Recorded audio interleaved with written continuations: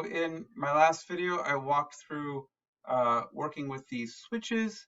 I used the word switches, maybe not the best word. A more technical word, a more correct word would be bits.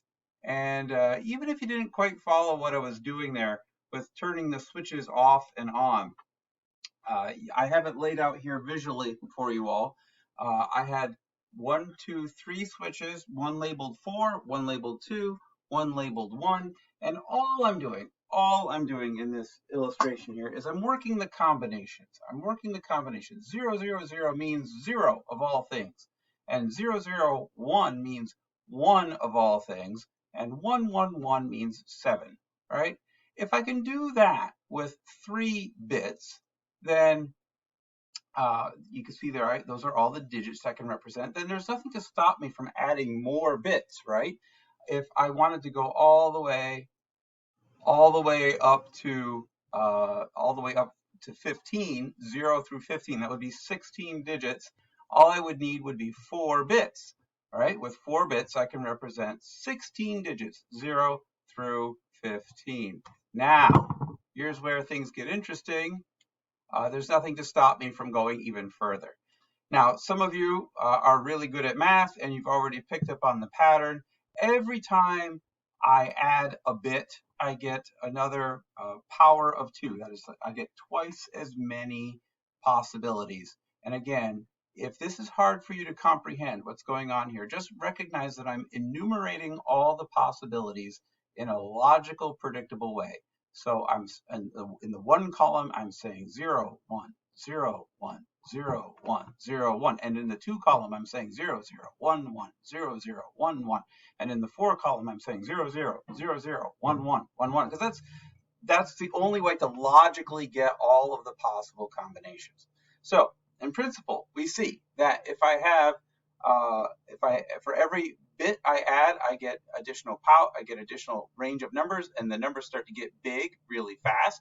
So when I have 8 bits, I can represent 256 digits. And what we're going to see in the next slide here is that roughly speaking, 8 bits equals 1 byte equals 1 character, right? So in technology, when we talk about bytes, megabytes, kilobytes, gigabytes, a byte is 8 bits,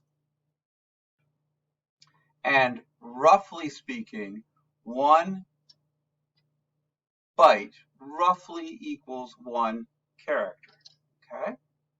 There we are, here we go. So let's take a look at those characters now. There is a standard set of numeric codes assigned to each character in the 26-letter English language. This is, and actually we don't need all 8 bits. We only need the first 7, but the folks who set this up many decades ago kept that extra bit in reserve. They said, hey, we might need it someday. And you can see that, again, the American Standard Codes for Information Interchange is called ASCII, A-S-C-I-I. It's pronounced ASCII, and that's all. That was sufficient for the dawn of the computer age, right?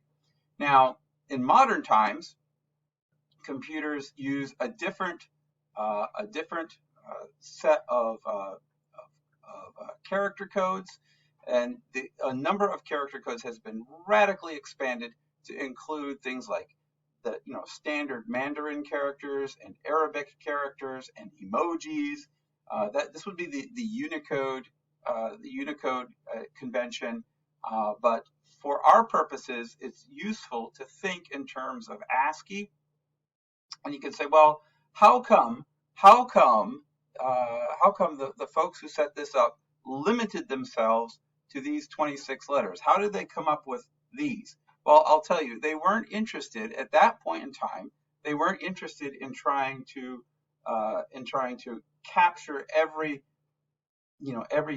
form of language communication known to humanity. They were really interested in reproducing one of these, right? Because this was the technology of the era, the typewriter, right? If I had a typewriter, if I could represent all the characters on a typewriter's keyboard, then we would have this brave new world, right? And that's literally, well, the sort of thinking that went into the selection of those characters that we have here. Let's see if I can get my screen back there now. So now we know what a text file is, right? Text file, sequence of characters, is written to the hard disk as a series of zeros and ones. We understand that there's a standard convention for translating those 8-bit numbers to characters, and the characters are what gets shown on our screen. We have the question of what's a browser. So a browser is a piece of software that runs on a computer, and there's different kinds of browsers out there. I have some logos that you might recognize. We have Safari and Opera and Chrome and Firefox and Internet Explorer, and Edge would be in there as well. That's a browser. What's the role of a browser? Well, the role of a browser is to grab a text file. This is the connection between text files and browsers. Grab a text file off of the internet and translate it into something that a person might want to look at. Because let's face it, text files all by themselves aren't all that engaging to look at, right? So I have some examples here. I have two files here. I have one, they both say hello world, and they both say the quick brown fox jumped over the lazy dog. And I'll put these in the notes here for the YouTube video, but you can type these into your browser, or you can click on the link in the notes. I'm going to click on one of them. Here I go. All right. So when you look at it for the first time, it'll probably look kind of like this. I have mine zoomed in to make it readable. That's just a trick of the browser here. And if I were to look at this, I can see that there's no difference in font. There's nothing very fancy about all this. It's just simple text. Notice that this first example ends in TXT. Those 3 letters at the end of a file name give the browser a hint as to what the thing is. How should I read this? .txt is a valuable hint to the browser and other types of software to know what's in here. Now let's go take a look at the other one.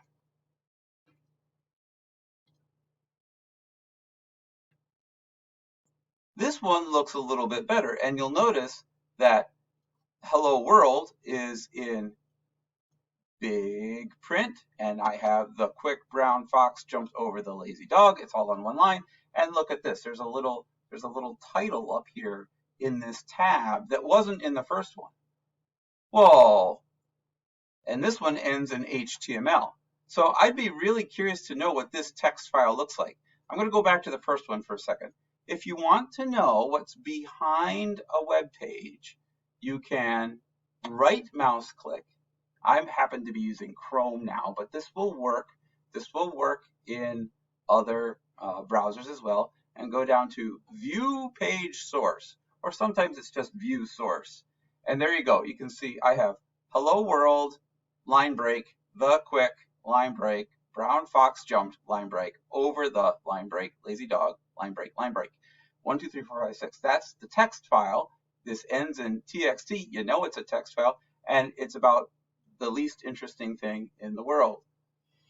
Notice that the line breaks here are preserved because this is a text file, not an HTML file. Let's go take a look at the HTML file.